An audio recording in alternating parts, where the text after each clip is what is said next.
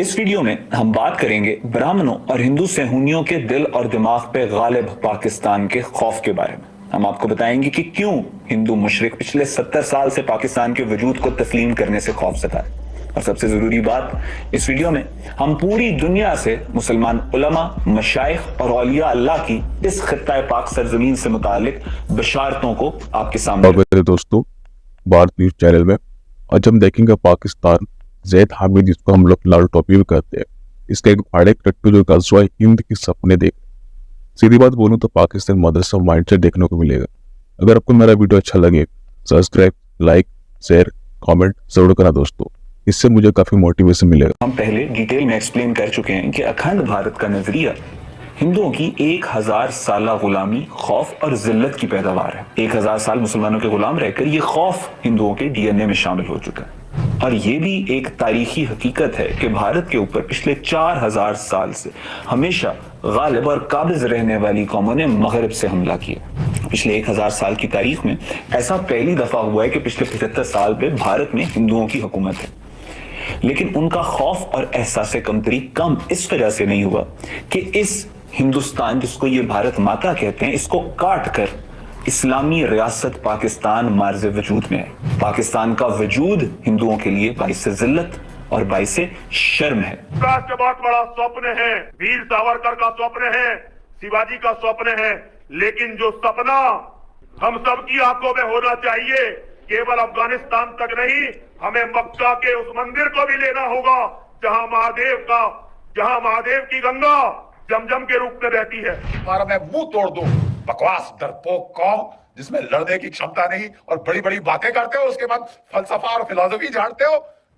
800 साल तुम्हारी ऐसी तैसी हुई है, एक के बाद एक आताताई ने आगे तुम्हारी तबाही कर दी, तुम्हारे मंदिर तोड़ दिए, तुम्हारी नालंदा जलाई तो 3 महीने जलती रही। और यही एहसास जिल्लत भारतीयों के खून में शामिल हो चुका है। लिहाजा अब जबकि भारत एक न्यूक्लियर ताकत भी है, वो इस खौफ और जिल्लत का बदला लेना चाहते हैं और दोबारा से अखंड भारत बनाकर भारत माता को मुत्तहिद करना चाहते हैं। श्री अरविंद ने पाकिस्तान के बारे में बहुत स्पष्ट घोषणा की थी कि आध्यात्मिक जगत में पाकिस्तान कोई वास्तविकता नहीं है। तो जिसकी वास्तविकता नहीं है वो तो इतने दिन चल भी गया, एक गनीमत करिए, वो धरती पे बोझ ही बना रहेगा जितने दिन रहेगा।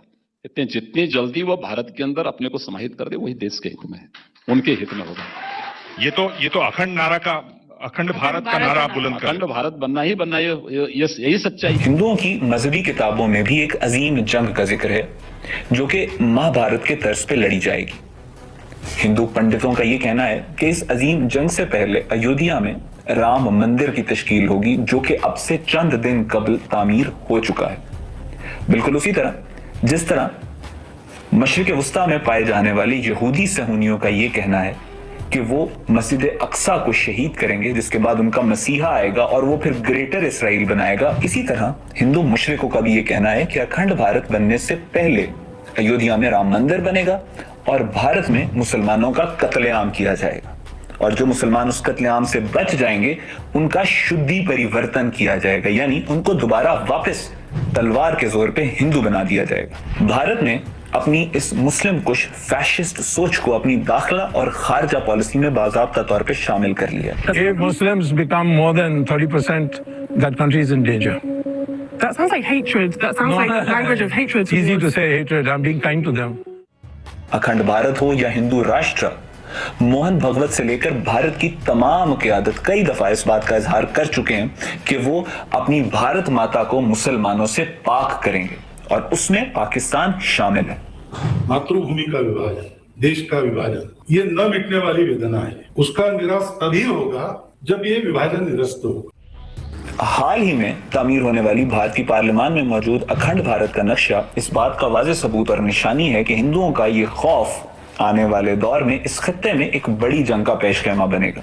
भारतीयों के इस खौफ की तौजी हिंदू मजहबी लिटरेचर में भी मौजूद है, जिसके मुताबिक हिंदुओं की तमाम रूहें कश्मीर के किसी मकाम से आई हैं।